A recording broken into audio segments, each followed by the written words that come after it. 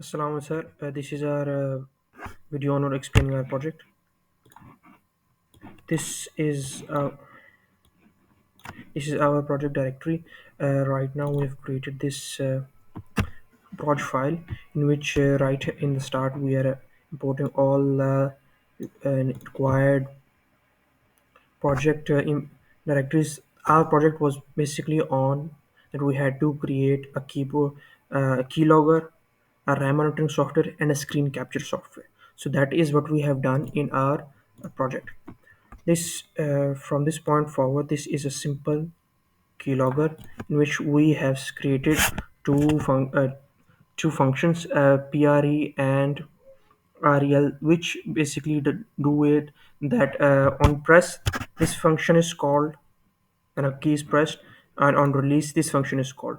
So when key is pressed, it is added into the file if there are 10 instances in the keys function. So not every key is locked at the same moment, but it waits for 10 keys to be combined and then it uploads it into the file.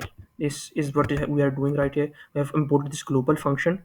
We are importing all the keys that we get from this listener function, and then we are doing upload adding it into a array, and then we are waiting for how many times does this count function goes up. So when the count function is equal to 10, it starts this function which writes it in the file, and then it makes the keys empty and resets the count again.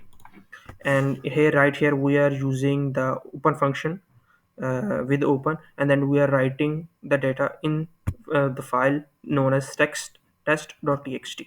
And I've made a few changes that uh, are necessary for a better function. Then right here, this is a simple RAM monitoring software in which we are doing is that we created a file known as readme.txt in which we are writing the data, and from using psutil function psutil library, we are actually getting two things. We are getting the memory usage in the form of percentage, and the second is we getting the amount of cpu usage. Now as there are multiple cpus in our system, so it is necessary for us to make different files. So right here we're not only getting the value of our cpus, but as there are multiple cpus, so I'm giving command to get cpu usage for every single cpu. So we are printing it. If we want, if we are set up this. So for checking, I have created these two lines to check if it's printing correctly or not. Then we are writing it in the file, and then this is going to happen 4 times.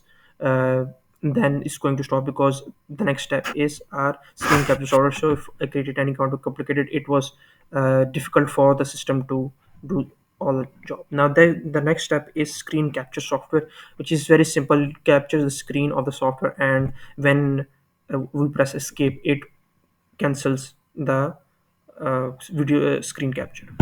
So right here we're getting width and height from the system. So if your width and height is different from mine, so I, instead of hard coding it, is I have made it in a dynamic way. So what happens is it not only creates uh, it gets it gets width and height from the user, so the entire screen is captured. Okay, and this, it is saved like this. The timestamp is taken and it is saved using at the time this code is run. So now I'm going to show you how it works. Not only this, we have also created an executable file. So instead of using a python jar, this file is universal. For example, any system that does not contain python or its dependencies, this file is going to work on it as well. It does not require python or any kind of required libraries to work on it. It works like this. Now I've created this. Now I'm writing something like this. uh, my name is Hamza, and then I'm entering, and I pressed escape. Now the second part of the function is working. So as you can see, the test has all the files. And now readme is working. And now, as four times I had completed, now this video is being recorded. And now, and then when I press, if I cancel it, it's going to restart, become restarted. But if when I press escape, it cancels out. And you can see this as our test file. This is our readme file that is going to give out the usage. Now, as I said previously, as my system has 8 cores, so it is giving CPU usage of each system, of each processor separately.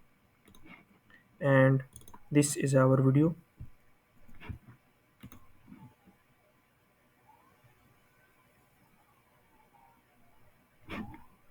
So this is our entire project that we have created 3 different softwares for different purposes. Thank you, sir. If you have any questions, please feel free to ask us.